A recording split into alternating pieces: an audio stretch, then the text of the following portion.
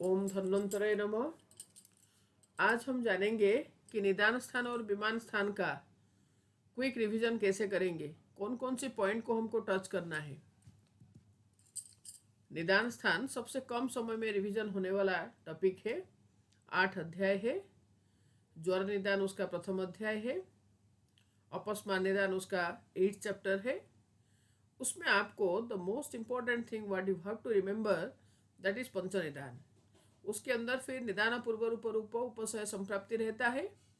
उसमें आपको दो चीज के ऊपर ध्यान देना है। एक है उपसय, very very important topic is उपसय। 18 उपसय है, तो विथ एग्जाम्पल्स उसको याद रखना है।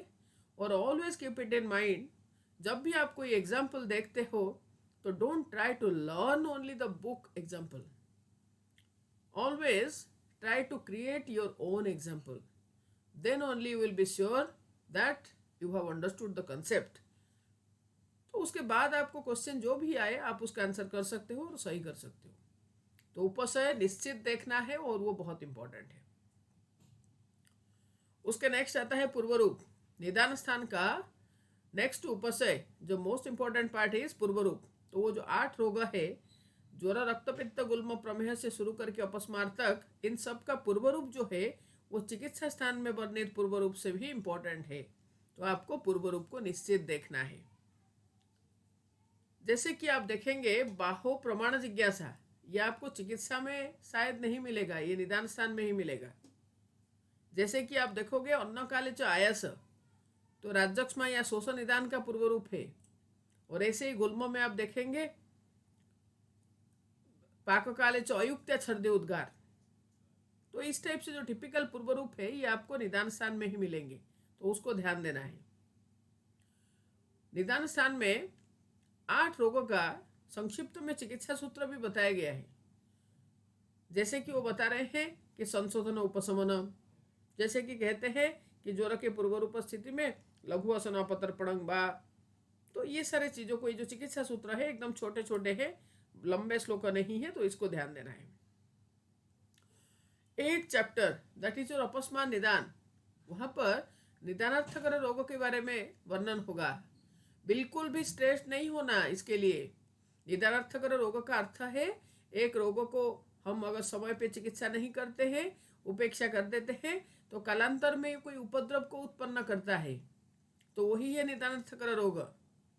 अगर आपको कॉन्सेप्ट पता है कि ये रोगों की उत्पत्ति कहाँ से हो रही है, तो इसको उपेक्षा करेंगे तो क्या होगा ये आपको अपने आप पता चल जाएगा। फिर भी ट्राई टू रिवाइज इट। अष्टविध रोगों की उत्पत्ति के पौराणिक आधार यहीं पर रहा। ज्वर से लेकर अपस्मार तक शिवजी और दक्ष प्रजापति की जो लड़ाई हुई थी, उसमें किस कारण से कौन सा रोग उत्पन्न हुआ, तो ये वर्णन हुआ है अपस्मार निदान में, इसको जरूर देखना है।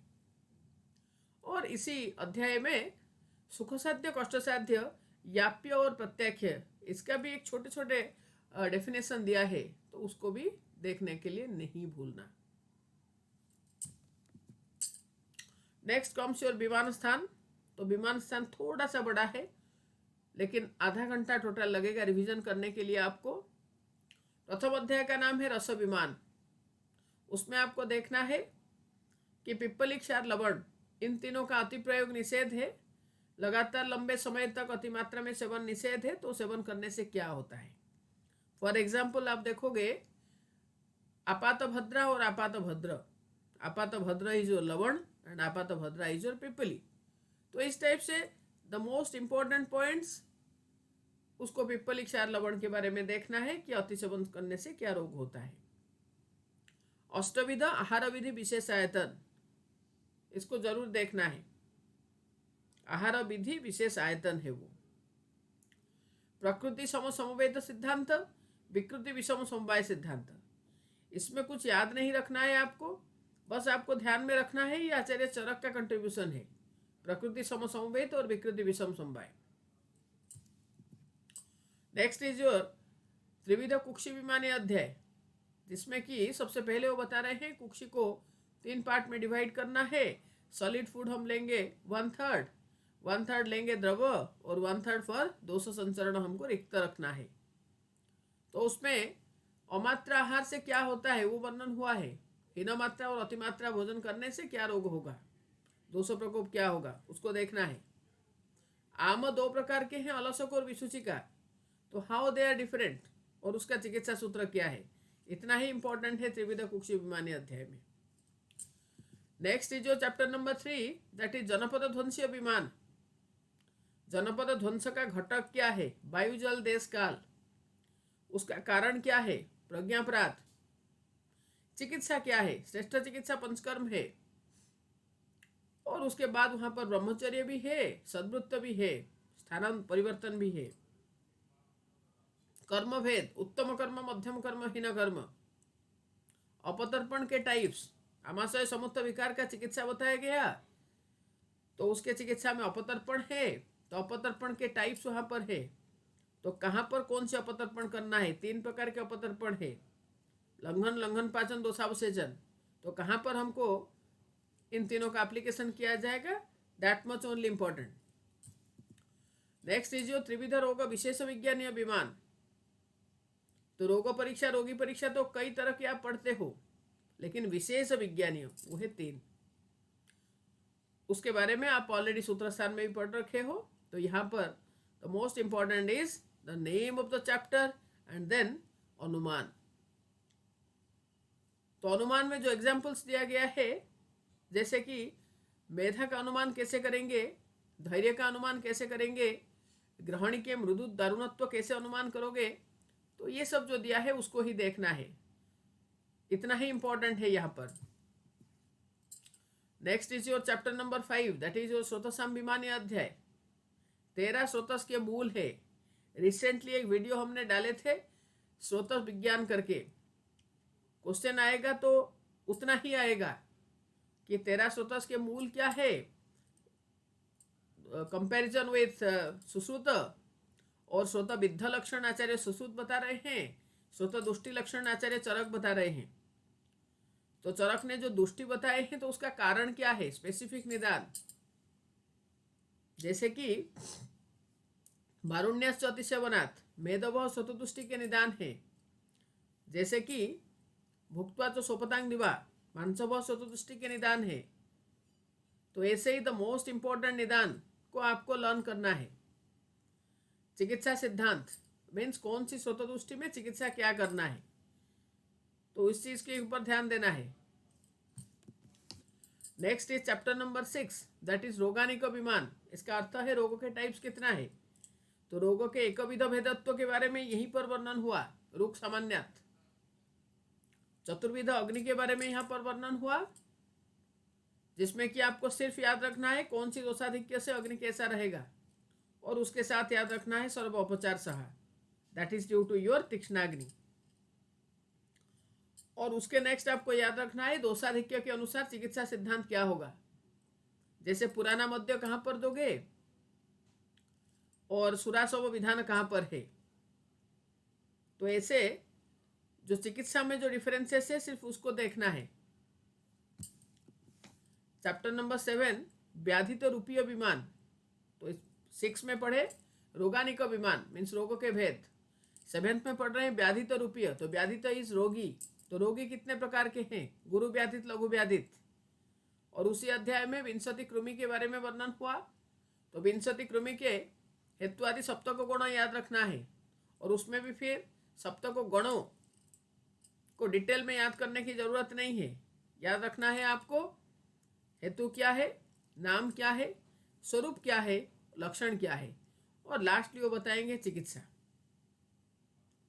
जो कृमि का द मोस्ट इंपॉर्टेंट चिकित्सा है वो क्या है, वो है अपकर्षण और प्रकृति विघात, और लास्टली है निदान परिवर्तन। इसी के ऊपर ही फोकस करना है। चैप्टर नंबर 8, रोग भिषग्जितीय विमान। ये स्टूडेंट्स को यमराज जैसा लगता है, पर ये यमराज है नहीं, ये बहुत आनंद लेने वाले चैप्टर है। सबसे पहले वर्णन होगा संभाषा परिषद। संभाषा क्या है, परिषद क्या है, और टाइप्स क्या है। 44 बाधमार्ग के बारे में यहीं पर बताया गया। तो 44 बाधमार्ग से भी उसी चीज को देखना है जो बहुत शॉर्ट एंड स्वीट है। 10विध परीक्षा विषय। तो 10विध परीक्षा विषय में कारण, करण, कार्य, योनि, उसके नेक्स्ट उपाय, ये 4 चीज को डिटेल में देखना है।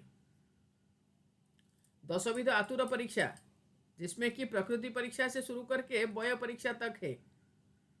उसमें भी फिर द मोस्ट इंपॉर्टेंट इज प्रकृति, सार और बय।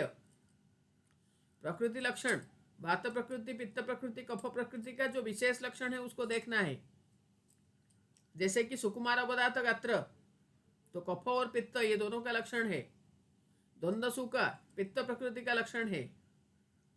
अल्पक्षु, तृष्णा, संताप, स्वेदोषा कफ प्रकृति के लक्षण है। तो ऐसे विशेष लक्षण जो प्रकृति के अनुसार है उसको ध्यान देना है।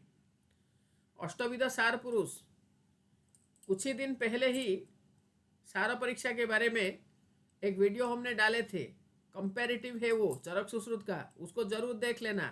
क्वेश्चन आएगा सार का तो वहीं से आएगा, अष्टविध सार पुरुष। उसके साथ याद रखना है आचार्य काश्यप के अनुसार एक अलग से भी सार है, वो है ओज सार। और बय वर्गीकरण के बारे में इसी अध्याय में वर्णन हुआ, जिसमें कि आपको बताया गया कि जन्म से लेकर 16 साल तक बाल वय है, 16 से लेकर 60 साल तक मध्य वय है। आचार्य सुश्रुत कहते हैं 16 से 70 साल तक है मध्य वय, और एबव 60 वृद्ध वय है या जीर्ण वय है। इतना ही है रोगोभिषक द्वितीय विमानाध्याय में। Nothing to be worried at all, be confident. समय के अनुसार रिवाइज करना है। द मोस्ट इंपॉर्टेंट थिंग जो है उसी को ही देखना है, उच्चारण करते हुए रिवीजन करना है। ऐसा नहीं है ये मुझे आता है करके टिक करके आप भाग रहे हो, ऐसा नहीं करना है। उच्चारण करो। संस्कृत का श्लोकों को उच्चारण करने से भी सत्वगुण की वृद्धि होता है, तो इसलिए उच्चारण करते हुए ही रिवीजन करना है। और जो एग्जाम के लिए इंपॉर्टेंट नहीं है उस चीज को इस समय पढ़ के टाइम वेस्ट नहीं करना है। That is the most important part for preparation. Thank you very much.